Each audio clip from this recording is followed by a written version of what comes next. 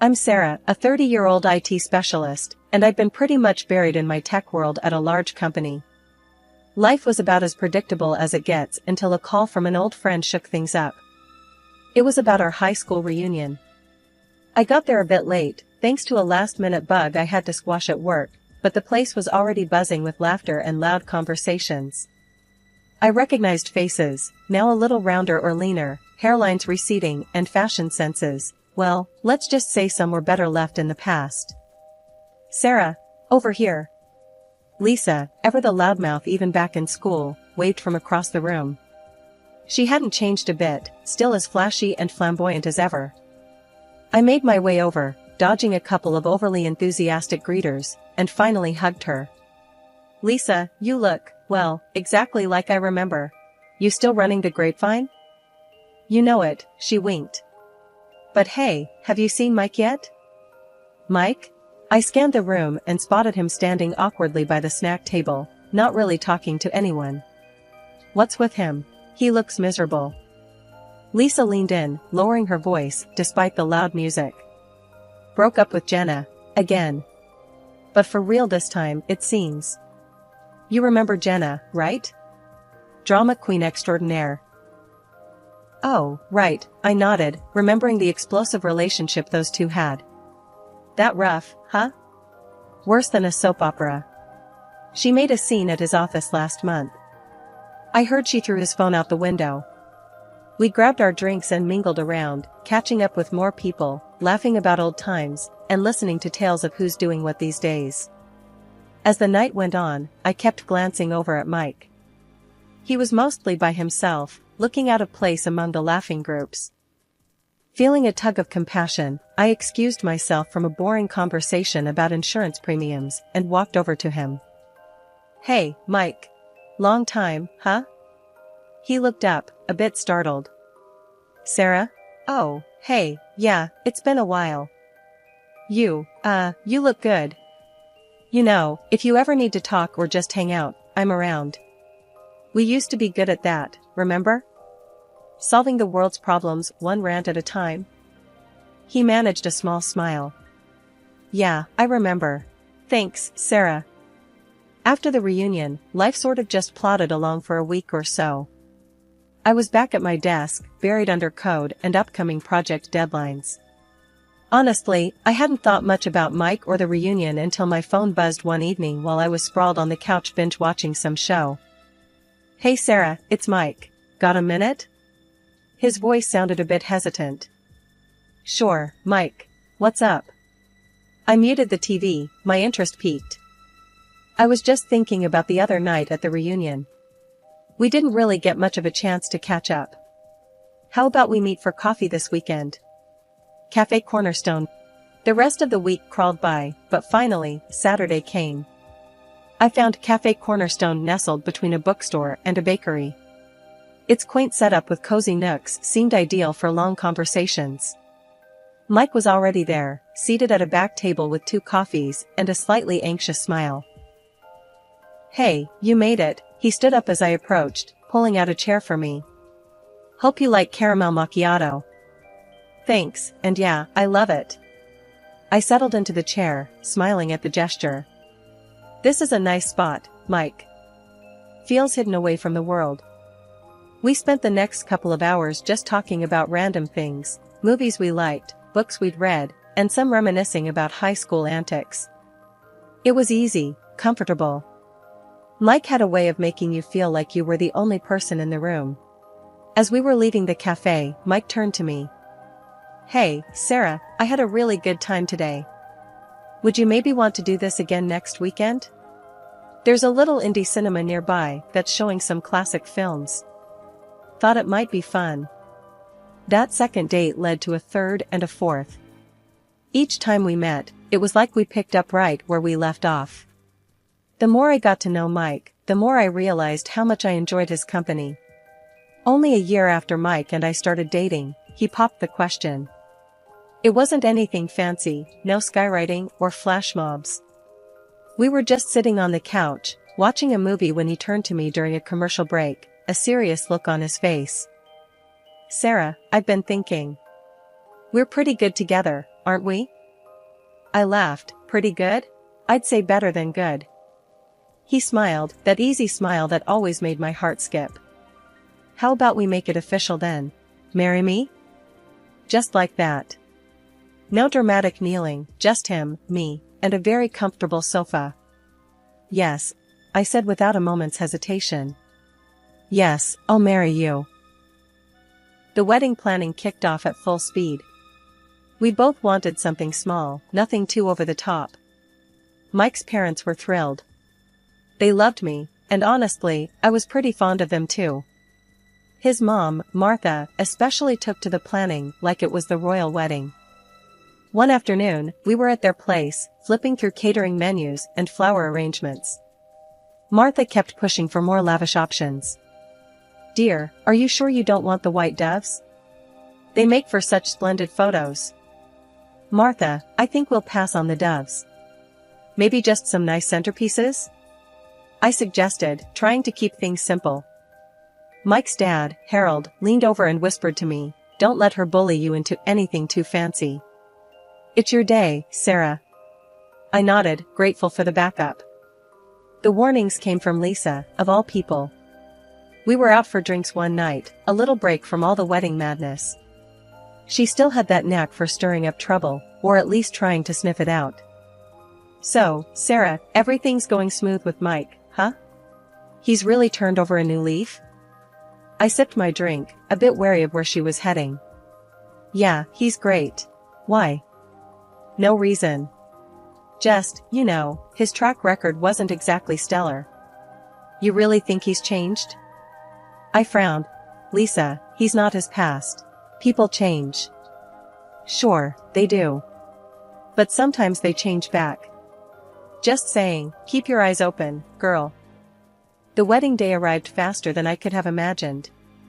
It was a perfect sunny day, not too hot, not too cold. The venue was a small garden, lush green with flowers everywhere, just as I had wanted. Simple, beautiful, not overrun with doves or anything too extravagant. The ceremony was a blur of vows, smiles, and a few tears, happy ones. At the reception, Mike's parents both hugged me, almost crushing me between them. Welcome to the family, dear, Martha whispered, her eyes moist. We're so glad it's you. Harold gave me a firm nod. Good to have you officially on board, Sarah. We left the reception under a shower of rice, laughing as we dodged the playful throws from our friends and family. As we drove off to start our new life together, I felt hopeful. Life as a newlywed started off like a dream. Mike and I were in that honeymoon phase where everything seemed perfect, where dinners were candlelit every night, and weekends were long, lazy stretches of shared smiles and slow dances in our living room. But as months rolled on, I started to notice small changes, the kind of stuff that nibbles at the edge of your happiness without fully announcing itself. One night, I was clearing up after dinner, and Mike was on his laptop, which had gradually become a common scene. Hey, Mike, wanna watch that new action movie tonight? Heard it's good. He didn't look up. Nah, I've got tons to do. Maybe another time. It wasn't just the brushed-off movie plans. It was him coming home later and later, his side of the bed cold when I'd try to snuggle up, him being there but not really being there. One evening, after he had missed another dinner, I decided to confront him when he walked in at nearly midnight. Mike, we need to talk. Is everything okay at work? You've been coming home so late. He sighed, tossing his keys on the table with more force than necessary. It's just work, Sarah. We're slammed. You know how it is. I get that, but it feels like you're always tired, always busy. I miss spending time with you. Don't start, alright? I'm not in the mood for this tonight. He brushed past me, heading to our bedroom. That stung. I followed him, not ready to let it go. Not in the mood? When are you ever in the mood to talk these days, Mike? He paused, the anger in his eyes softening a bit. Just going through a rough patch. It'll get better. I wanted to believe him, so I did. We went to bed that night, with unresolved tensions hanging between us like thick smoke. Things didn't get better, though. The cycle continued. Mike would be attentive and sweet for a few days, and then distant for weeks. It wore on me, the constant up and down. One afternoon, I tried a different tactic. I booked us a table at our favorite cafe, thinking a change of scenery might help. "Mike, let's go out today. Just us, like old times." He hesitated, then nodded. "Okay, sure." At the cafe, I tried to lighten the mood. "Remember when we first came here? You spilled coffee all over yourself trying to impress me with your latte art skills." He cracked a smile, finally looking at me. "Yeah, that was a disaster. Gave up on being a barista after that." We laughed, and for a moment, it felt like we'd turned a corner. But halfway through dessert, his phone buzzed, and whatever wall had come down went right back up. He checked the message and stood abruptly. "I've got to go back to work. Something's come up." "Right now? It's Saturday, Mike." "I don't control the timing, Sarah. I'm sorry, I have to handle this." There was a hardness in his voice that didn't sit well with me. I watched him leave, the half-eaten dessert a silent witness to another failed attempt. I sat there a long while, thinking about Lisa's warning, about how people change back sometimes. The past few months had been a roller coaster. One minute, Mike was the sweet guy, attentive and full of surprises. Next thing I knew, he was cold, buried in work, and coming home later each night. That evening was no different, or so I thought until he walked through the door with a scratch clawing down his face. "What happened to your face?" I asked, my voice sharp, cutting through the silence of our living room. Mike flinched, a little startled by my directness. "It's nothing. Had a bit of a mishap on the road. Almost collided with a car." I stared at him, trying to piece together the scene. "And that got you scratched?" He sighed, shifting uncomfortably. "Yeah, the other driver, a woman, she freaked out. We argued, and she scratched me." I crossed my arms, leaning against the kitchen counter. "Really? That sounds kinda wild, Mike." He avoided my eyes, focusing instead on a loose thread on his sleeve. "I swear, that's what happened." Something about his tone didn't sit right with me. It wasn't just the scratch or the implausible story, it was the way he was acting, edgy, defensive. We'd had our issues lately, sure. He'd even thrown out that I was too calm, too boring. That had hurt, more than I'd let on, leading to more arguments than I could count. But this was different. "You expect me to believe that? After the way things have been between us?" I pressed, needing more than just his awkward excuses. "Sarah, please, I don't want to fight." He finally met my gaze, his face a mix of frustration and pleading. I shook my head, feeling a mix of anger and sadness. "Neither do I, Mike. But you come home looking like you've been in a bar fight, and you tell me it was some random woman on the road?" He ran a hand through his hair, a gesture of pure frustration. "Yes, that's exactly what happened." "Why is that so hard to believe?"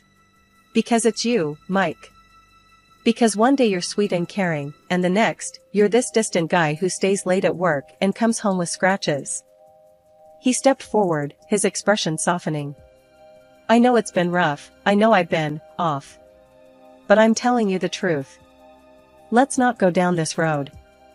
I wanted to believe him, really, I did. Part of me wanted to wrap my arms around him, to make everything okay with a hug like I used to. But another part, a growing part, couldn't shake the feeling that something was seriously wrong. "Mike, I want to believe you. I do. But something's got to give. We can't keep going like this." He nodded slowly. "I know. I'll try harder. We'll get past this, I promise." I wanted to end the night there, to say it was all okay and fall into bed together like we used to. But I couldn't. Instead, I just nodded, the promise hanging in the air, fragile and thin. He looked relieved, maybe even a little hopeful. "Thank you, Sarah. I love you, you know that, right?"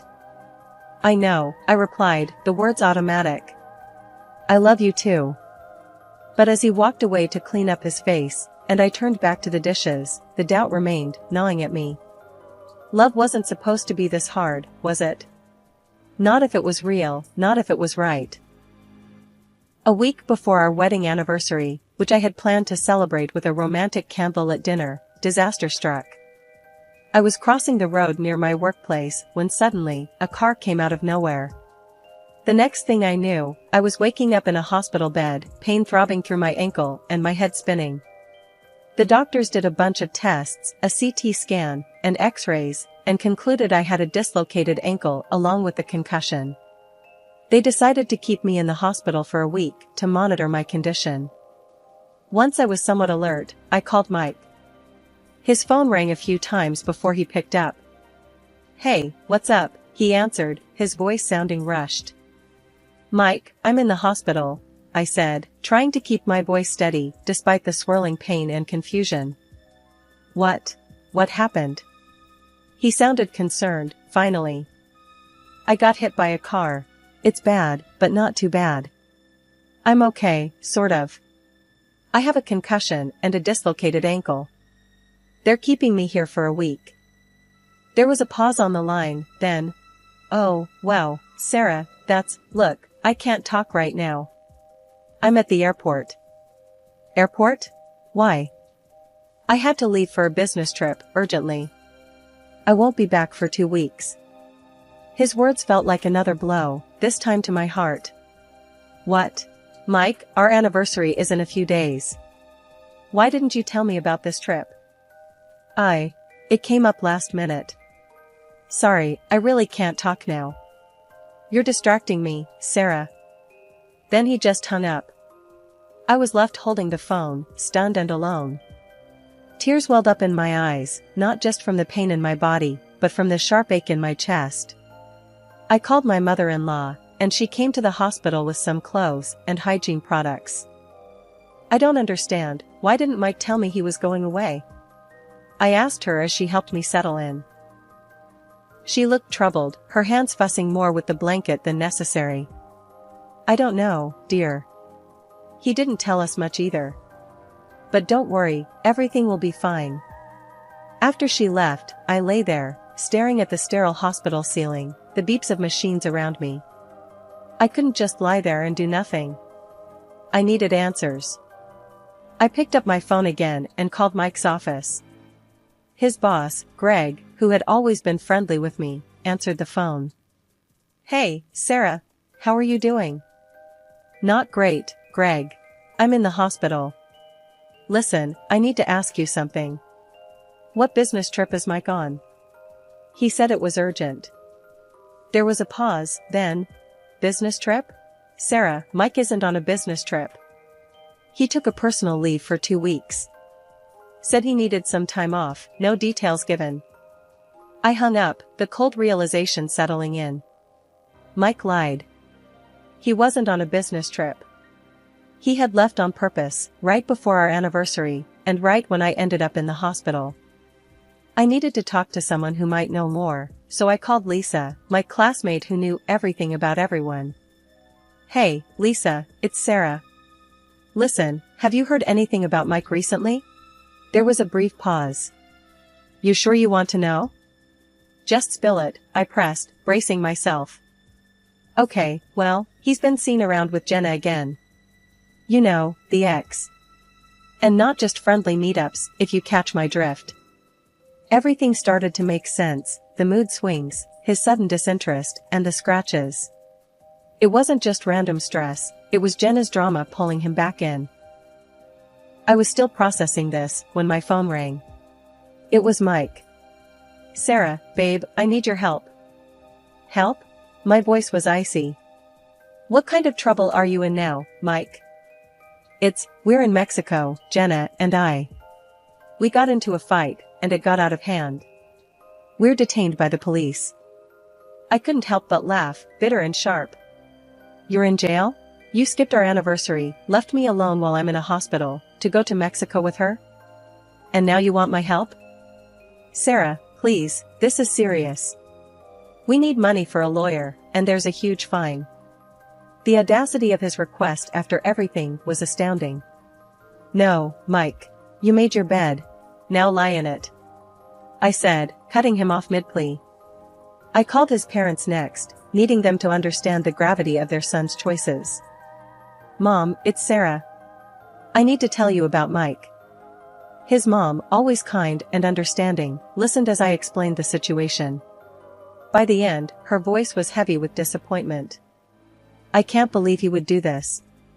His father and I. We won't help him this time.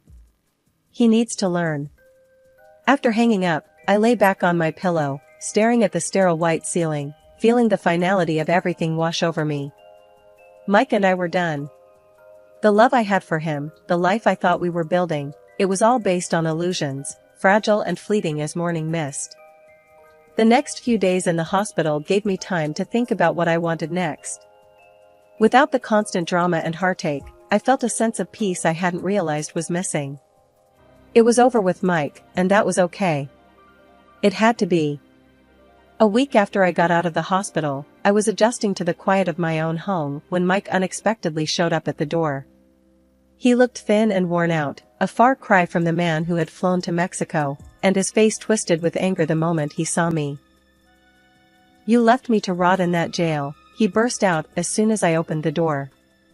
"How could you do that to me?" I couldn't help but laugh, not because it was funny, but because of the absurdity of it all. "Me? Leave you? Mike, you dug that hole all by yourself. And just so you know, I'm filing for divorce. And yes, I will be seeking compensation for your betrayal." His face went pale, the anger shifting to panic. "You can't do that, Sarah. We can sort this out." "Sort this out? There's nothing left to sort, Mike. You've done enough." I was calm, more composed than I thought possible given the circumstances. I had gotten in touch with a lawyer the day I left the hospital. By then, she had already reached out to the Mexican authorities. They were surprisingly cooperative, providing all the necessary evidence of Mike's infidelity, including a signed statement from both him and Jenna about their relationship. Seeing Mike's desperation, I felt a mixture of pity and resolve. "You should have thought about sorting things out before you decided to cheat and lie, Mike. It's over." "But, Sarah, No buts. It's done. My lawyer has everything. The police, the testimonies, the photos, all of it." Mike slumped against the doorframe, defeated. "What about us? Our marriage? It ended the moment you decided to betray it. There's no us anymore, Mike. Only me and what I decide to do next. And right now, I decide to move on." With that, I closed the door on him, literally and metaphorically. Over the next few weeks, the divorce proceedings moved quickly, thanks to the overwhelming evidence. I received a substantial settlement, not as a victory but as a compensation for the betrayal and the upheaval it caused in my life. I moved out of our shared home, finding a new place where I could start fresh. It was smaller, but it was mine, filled only with things and memories I chose. Lisa, ever the source of local news, kept me updated on Mike's situation. He was still with Jenna, and their relationship was as tumultuous as ever. "They're always fighting, always making a scene. Police have been called a few times already," she told me one afternoon over coffee. "Let them have each other," I said, sipping my latte. "I'm better off. I'm back at work, diving into projects. I'm building my career, Lisa, on my terms." As for Mike, his life continued to spiral. His parents, once so warm and welcoming, had distanced themselves, disapproving of his choices and the chaos that followed him. His work suffered too, and eventually, he was let go due to his erratic behavior and poor performance. Sitting in my new living room, surrounded by boxes yet to be unpacked, I felt a sense of peace. The past months had been a whirlwind, a time of pain and revelation, but also of growth and newfound freedom. I was starting over, but this time with more wisdom, more resilience. I was free from the deceit, free from the drama. It was just me, my work, and a future that looked brighter by the day. As I set up my new space, every picture I hung and every book I shelved was a testament to my new beginning, to my ability to rebuild and flourish.